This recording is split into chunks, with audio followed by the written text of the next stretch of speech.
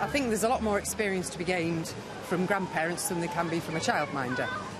You do lots of things with Grandpa, don't you? Yeah. You he does sawing with Grandpa or knocking nails in, which, health and safety, you wouldn't do that at the childminders, would you? I think you've got a lot to offer, there's a lot to add additionally that parents can't give, I think. Absolutely. We can give so much more experience and so much more about the behaviour to the children, which is important to the children growing up. Well, I don't do it full time, obviously, because I work myself. It's usually a couple of days in the holidays, as I say, when she's working. It's great fun. We enjoy coming to places like this to, to help look after them. Yeah, they enjoy it, don't you, Lily? Yes? We normally go to a really fun place with them.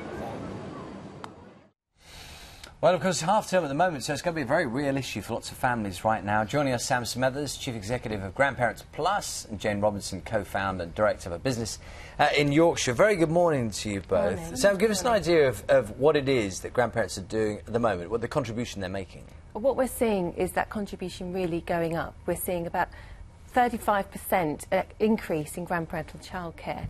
That's about 1 in 4, up to nearly 30% of working families relying on grandparents for childcare. And we have a vision, I think, of our heads of grandparents. Possibly they're, retired, they've got time on their hands, but that picture is changing, which is why this issue is so important. It's changing in 2 ways. We see young grandparents, the sort of under 65s, particularly likely to be relied upon for childcare because their children have children, and that is when your kids become parents that determines when you step in to provide that caring role, particularly for young children. But we're also seeing the expectation, and this is really where the crucial issue is, that grandparents are expected to stay in work longer. We've got extended working lives. Everyone's expecting and needing to stay in work longer, both to fund their own mortgages, their own cost of living, but also to fund their pensions and social care.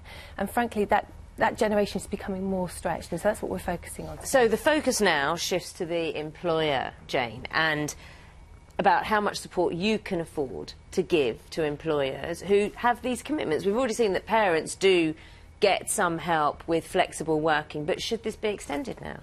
Well, I think that really everybody can come to us as an employers and ask. I mean, we're not owners, we're not ogres, we're not some Victorian mill owners. If there's something that you want to change about the way that you're working, just come and ask.